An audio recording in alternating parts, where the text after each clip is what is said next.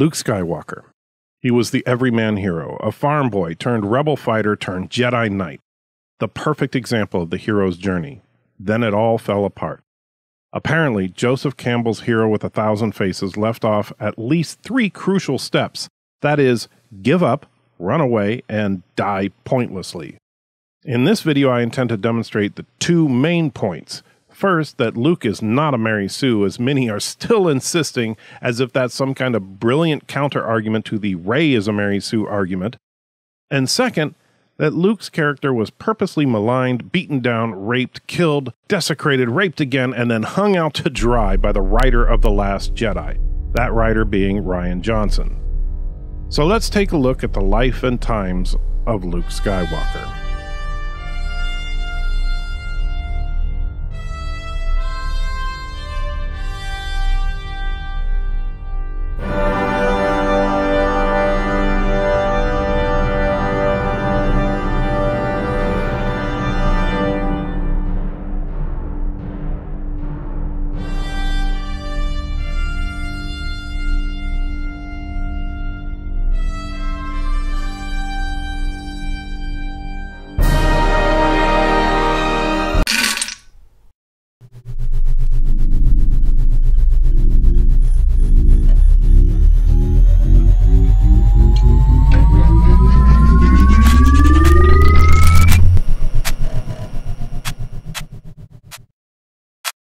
Let me start by doing one quick housekeeping chore. To understand the timeline, you need to understand the Star Wars calendar. In Western civilization, we use the Gregorian calendar, which measures years originally since the time that Christ was alive, or AD, which is an abbreviation for the Latin phrase Anno Domini, which translates to in the year of our Lord. Although when I was a kid, I always thought it stood for after he died. Later, historians needed to be able to date things prior to the year 0, so they added BC for before Christ. So if something happened 10 years prior to the year 0, it was referred to as 10 BC. Now in our more politically correct era, there's a growing segment of the population who are either afraid of offending non-Christians by referring to a religious figure or are deeply offended by the concept of BC and AD. So we now have the new and improved CE for Common Era and BCE for Before Common Era. Whatever. Some people have just got to be offended by everything. Now, I know I'm going on a tangent here, but if you support this whole CE and BCE politically correct crap in our calendar, then why the heck don't you fight to have the names of our months and days changed? I mean, after all, what if I'm offended that Thursday is actually from the Old English Thor's Day and I don't believe in Thor, much as I like his recent movies? Or January from the god Janus? And heck, why stop there? Why do we name the planets Mars or Jupiter or Venus or... Please note, Michael J. Crawford, aka the Anti-Trekker, does not really care about the pagan god names being used as part of our calendar system or planet names. Although, if you think about it, what kind of nerve do these people have? These stupid politically correct crybabies have this need to change the calendar because of one religion being on there but not other ones? Are you kidding me? What the f***? Please ignore the last disclaimer, as it could have been construed as offensive. Michael J. Crawford, aka the Anti-Trekker, does not condone being offensive in any way, even though it was just a bunch of idiots that want to change the date because they're so butthurt about Please ignore all preceding disclaimers. So, I was telling you this because in Star Wars there's a similar breakdown with the calendar year, which centers on the destruction of the first Death Star. So, any event taking place before the year that the Death Star was destroyed is called BBY, for Before the Battle of Yavin. Yavin being the name of the planet that the Death Star was orbiting when it was destroyed. Luke Skywalker was born in 19 BBY, the son of Anakin Skywalker and Padme Amidala. He was born in secret in fear that the Emperor would kill Luke and his twin sister Leia due to the fact that they would naturally have extremely high midichlorian counts due to their lineage. Obviously, a powerful Force user who was the direct offspring of Anakin would be a direct threat to the Emperor's plans. Moments after the birth of Luke and Leia, Padme died of a broken heart, or she has lost the will to live. She just lost the will to live, I guess? Obi Wan Kenobi took the infant Skywalker to hide him from his father. by keeping his name Skywalker and taking him to his father's home planet and leaving him with his father's only living relatives, who lived on a small moisture farm next to his father's mother's grave. Because they figured that, well, since Anakin was evil and all, he would never want to visit the only surviving family members or the gravesite of his only blood relative and the one person that inspired him to want to learn to cheat death in the first place. And sure enough, they were right. Over the next 19 years, Luke never met his father. And apparently everyone in the galaxy forgot that Anakin Skywalker was the name of Darth Vader. And everyone seemed to have forgotten that the Jedi were real or that the Force was real. Everyone just kind of forgot. During those 19 years, Luke grew up into a whiny young man. He hated doing his chores. He hated not being able to hang out at Tosche Station so he could get power converters. Take these two over to the garage, will you? I want them cleaned up before dinner. But I was going into Tosche Station to pick up some power converters. And Tosche Station is proud to present the Power Converters! Oh, yeah! What he was doing is flying his T-16 in Beggar's Canyon and shooting womp rats, native creatures that did not grow to much bigger than 2 meters. So Luke could be summed up as a farm boy who hates being a farm boy and spends his time around shooting giant rats and checking out alien strippers. I'm sorry, well, I know that the Robot Chicken episode is not canon, but it makes more sense than Luke whining about going to the hardware store to pick up spare parts. What happens next, Luke was completely unprepared for. Luke's uncle purchased a couple of droids from the local used droid-dealing Jawas, not knowing that the droids were being sought after by the Empire. One of those droids, R2-D2, was on a secret mission to find Obi Wan Kenobi, Jedi Knight, and pathological liar. I haven't gone by the name of Obi Wan since before you were born. Obi Wan.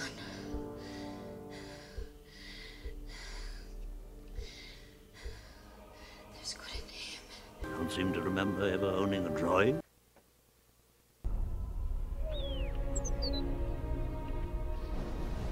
Master Kenobi, we have Miss Padme on board. Yes, please hurry. We should leave this dreadful place. And he was a good friend.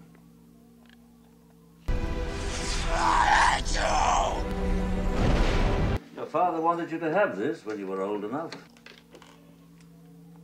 What is it? Your father's lightsaber.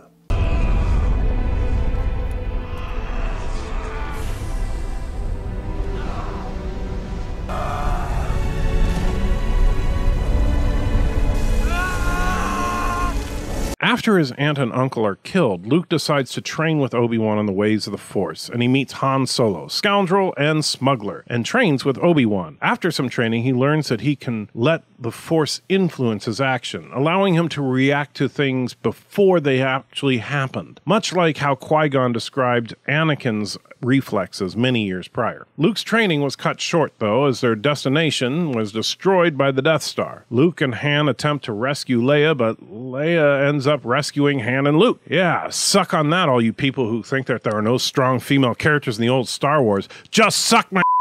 Please note, Michael J. Crawford, aka the Anti-Trekker, does not condone sucking on anything that may be harmful to your health.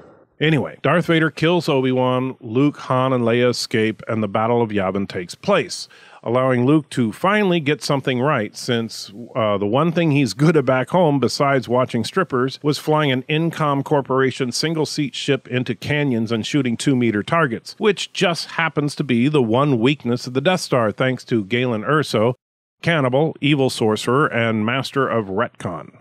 About 3 years after the Battle of Yavin, or the year 3 ABY, or just 3. Look, now that we're past all year 0 thing, being the Battle of Yavin, I'm just going to call it by the number if it's all the same to you. Anyway, about the year 3, Luke and Han are now best friends. They've joined the rebellion under the command of Princess Leia. Yeah, notice that the boss is Princess Leia, and yet none of us complained about it, even though we're a bunch of sexist, bigoted jerks.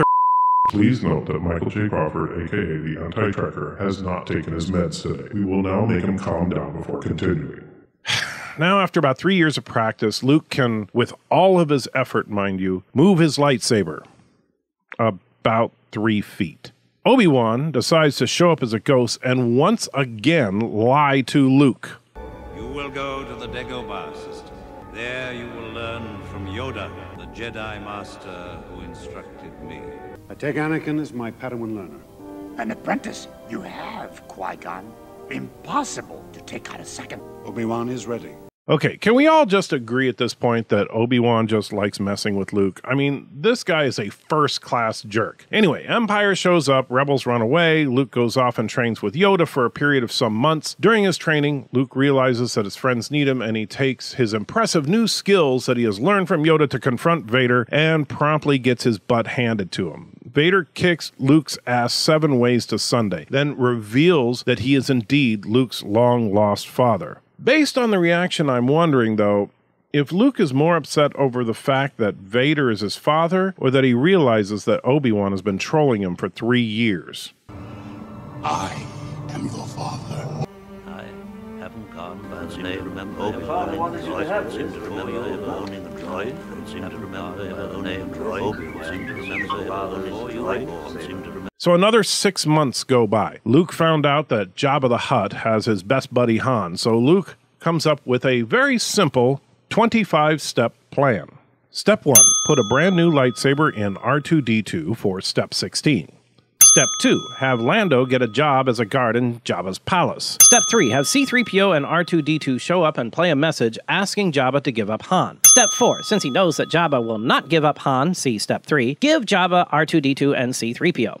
Step 5, have R2-D2 put on Jabba's sail barge, also for Step 16. Step 6, have Leia show up in cosplay and offer Chewbacca for bounty. Step 7, have Leia defrost Han, but get caught so that Han will be put in a cell with Chewbacca, and Chewbacca can fill Han in on the rest of the plan. Also, getting caught will allow Leia to become Jabba's personal love slave, important for Step 20. Step 8, have Luke show up and storm his way into the palace. Step 9, use the Force to trick Jabba into thinking he's going to shoot him so that Jabba will send him into the Rancor pit. Step 10, kill the Rancor so that it upsets Jabba and Lore Reloaded? At least, I think that's Lore Reloaded. Step 11, have Jabba decide to execute Han, Luke, and Chewbacca in the Sarlacc pit. Step 12, make sure that Lando is one of the guards that's making them walk the plank. Also make sure that Luke gets to go first. Step 13, as they are getting ready to kill Luke, have R2-D2 slip away and go to the roof of the sail barge. Step 14, have everybody nod. Step 15, jump into the pit, but use the Force to jump back up. Step 16, have R2-D2 shoot the lightsaber into the air. Step 17, have Luke with a lightsaber attempt to defeat all the guards in the open with no cover, while Han and Chewbacca are helpless. Step 18, have Lando make sure that Han does not die by having Lando fall off the barge so that Han can keep busy saving Lando. Step 19, have Han accidentally kill Boba Fett, the most notorious bounty hunter in the galaxy. Take that, Phasma, at least you were killed on purpose. Step 20, have Leia kill Jabba with conveniently located chain. Step 21, have R2-D2 free Leia. Step 22, destroy Jabba's barge. Step 23, have R2-D2 shove C3PO to his likely death in the sand. Step 24, use a conveniently located pair of giant magnets to get R2-D2 and C3PO. And Step 25, fly away just as the sail barge explodes. After rescuing Han, Luke goes back to Dagobah. Yoda dies, and Obi-Wan tells Luke that, yes, Vader is his father, Leia's his sister, and he's not really been lying to him this whole time. Luke, you're going to find that many of the truths we cling to depend greatly on our own point of view.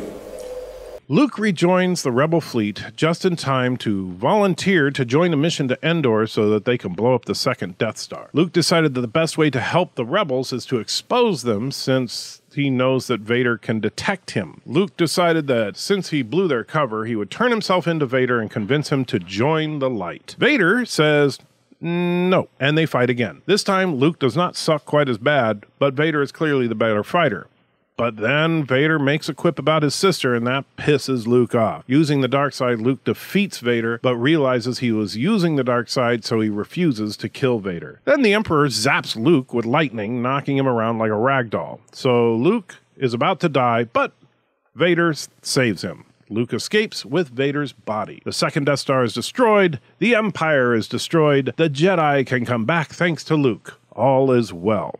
Then something happened to Luke. Apparently, shortly after the Battle of Endor, Luke suffered from some kind of massive brain trauma, and he was never the same again. Leia and Han are now officially an item, and Luke decides to, well, do nothing, apparently. About 6 years later, so we're about the year 10 now, Han and Leia have a bouncing baby boy and name him Ben. You know, because Leia never met Obi Wan, and Han knew him for a few days, tops. A few years later, around the year 15, Luke starts up a new Jedi temple. So why did Luke wait over 10 years after the Battle of Endor to start? Well, because Reasons? How do I know he waited so long, you may ask? Well, if Luke had started the Jedi training immediately after the destruction of the second Death Star, by the time Ben Solo was old enough to hold a lightsaber, Luke would have already had at least a couple of students at the rank of Jedi. But it would appear that nobody actually finished school at the Luke Skywalker School for Kids with HMC. And Ben Solo was Luke's best and likely oldest student for reasons.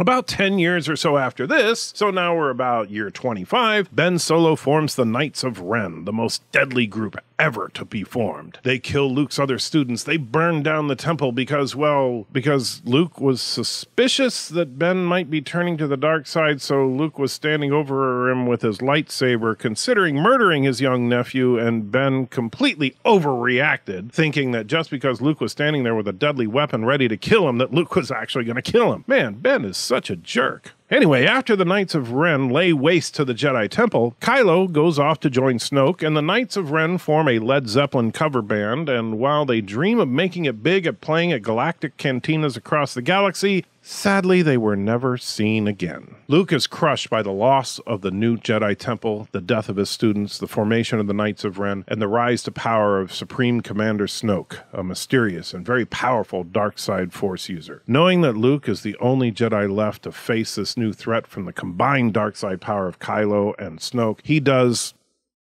nothing.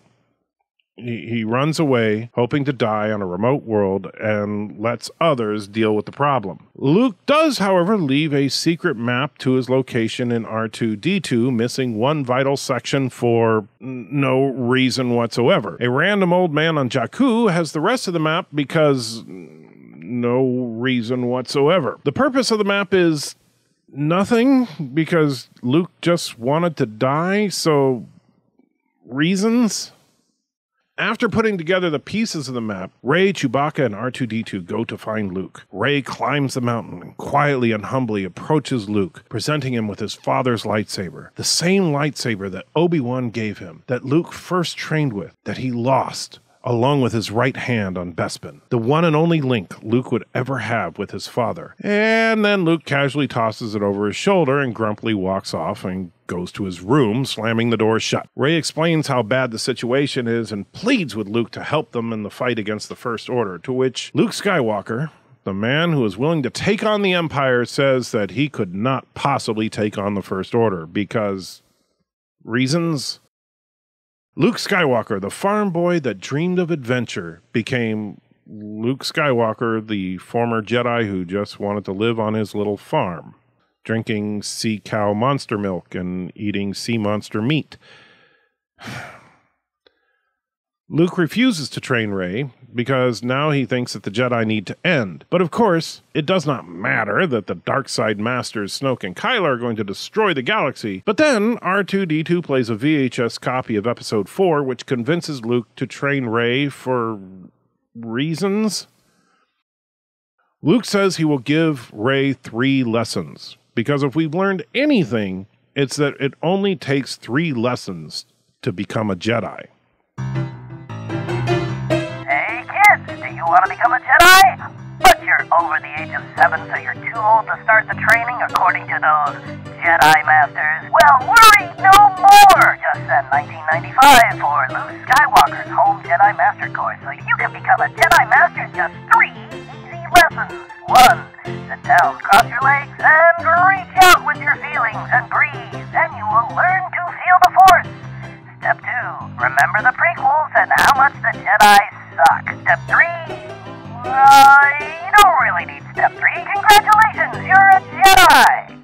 So after 2 lessons, Luke then lies to Rey about the fall of the new Jedi Temple. Then Luke finds out that Rey has been sexting with Kylo, so he tells her to leave the island. Rey then kicks Luke's butt faster than Vader did and has him down with a lightsaber in his face and demands the truth. So Luke tells her the truth about how he almost murdered his nephew and student. Luke then decides to burn down the Jedi tree and destroy the Jedi text, but he just can't do it because reasons. So Yoda does it for him. Then Yoda tells him that he still looks off into the horizon because apparently that means something different now. I mean, before it meant that Luke wanted excitement and adventure, and now it means, something? Okay, this is getting too much. What the heck is this little green guy trying to say? Please note that Michael J. Crawford, aka the Anti-Tracker, has no ill will towards small green people. Okay, so then Luke forced Skype calls to Crate and has a battle with Kylo that is literally like if you punched a computer monitor during a Skype call, and Luke dies. The end.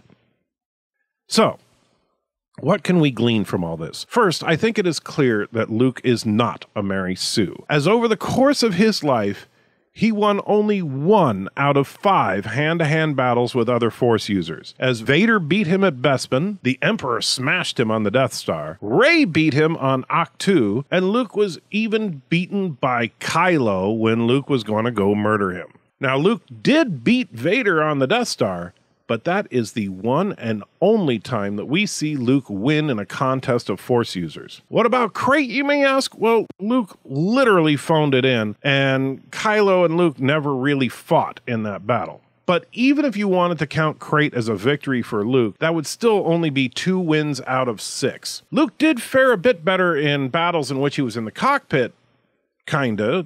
I mean, he did manage to destroy the first Death Star after Han Solo took out the TIE fighters that were about to kill him, and then he was shot down at the Battle of Hoth, and that's about it. So Luke is 1-1 as far as piloting battles, and so, but at least that's 50%. So really, the only time Luke shines in combat is against stormtroopers, in which Luke is undefeated. But then, frankly, we are talking about stormtroopers here. The only foe that could possibly lose to stormtroopers are a group of red shirts from Star Trek, but that is another video. Next, it is painfully clear that Obi Wan Kenobi is simply a pathological liar. End of story. And finally, something is very seriously wrong with Luke's head shortly after the destruction of the second Death Star. What that is unknown and may never be known. But somehow, the hero of Yavin, the last Jedi, the redeemer of Darth Vader, became a cynical, paranoid, selfish, cowardly, grumpy old man. And that is the sad ending to our story. Thank you so much for watching this video. I really do appreciate it. And hey, please don't forget to like, comment, and subscribe, or hey, dislike and comment, and you can still subscribe if you want. And let me know what you'd like to see in the future, or what you did or didn't like about this video. Also, if you really like what you see here, check out my Patreon page. If I can get a little bit of support there, I'll be able to focus more time and resources into making these videos higher quality and more frequently. Thanks again for watching. Take care.